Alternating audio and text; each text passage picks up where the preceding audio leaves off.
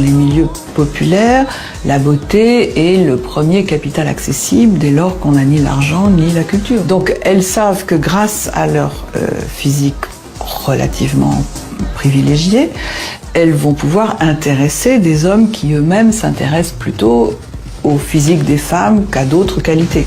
Il y a des normes sur les nanas avec lesquelles tu sors. Il y a des critères physiques qui font que tu te fais respecter dans le vestiaire parce que tu as une nana de tel calibre et puis plus tard tu en rencontres une autre qui est mannequin lingerie et finalement tu finis par sortir avec une vraie mannequin et comme ça tu grandis dans la hiérarchie du vestiaire selon les codes du vestiaire, les codes esthétiques du football. Des passe-droits dignes d'une nouvelle aristocratie. Avant-première, voyage en business, coucher de soleil VIP, les femmes de footballeurs sont une nouvelle caste ultra matérialiste qui en fout plein la vue, consomme voitures, voyages et garde-robe en mode nouveau riche. Selon une étude publiée sur Sportune, les WAG anglaises dépenseraient en moyenne 250 000 € par an en fringues, coiffures et accessoires.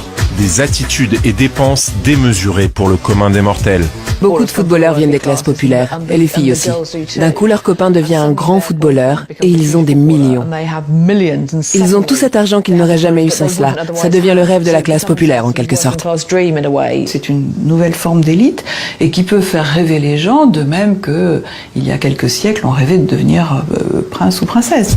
Des princesses très actives sur les réseaux sociaux pour déballer leur vie et leurs fringues.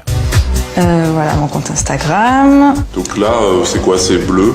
C'est bleu, et comme la piscine est bleue, je trouvais que ça rendait bien. Voilà. Non, mais il faut pas aller chercher plus loin. Exactement. Mais du coup, des mini cuissardes sur le lit, comme ça, c'est... C'est pas des cuissardes, là, c'est des bottines. Ah pardon, ouais, des bottines. Le push-up. Et ça, voilà, c'est complètement assumé, hein. Bien sûr, et alors pourquoi ça serait pas assumé? C'est qu'un physique, faut que les gens ils s'en remettent un peu. Hein. C'est bon, hein. Si vous avez jamais vu une paire de seins, enfin je sais pas, moi ça me choque pas. C'est quelque chose pour moi, ouais, je sais pas, je dois être un peu folle. J'ai l'impression parce que ça choque tellement de monde. J'ai l'impression. Mais pourquoi? Enfin ouais, je m'assume. J'ai pas de, ouais, pourquoi je serais complexée? Pourquoi je devrais ressentir mal?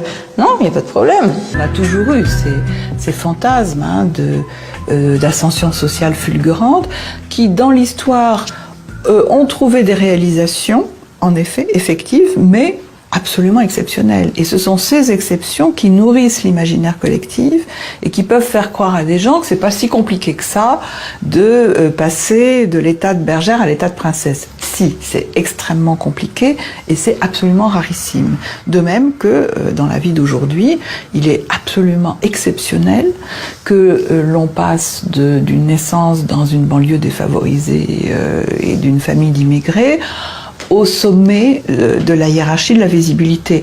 Ça arrive, mais ça se compte sur les doigts d'une main. Quelles que soient ses activités, son statut de mère ou non, ses passe-temps, la femme de footballeur doit calquer son emploi du temps sur celui du joueur de foot.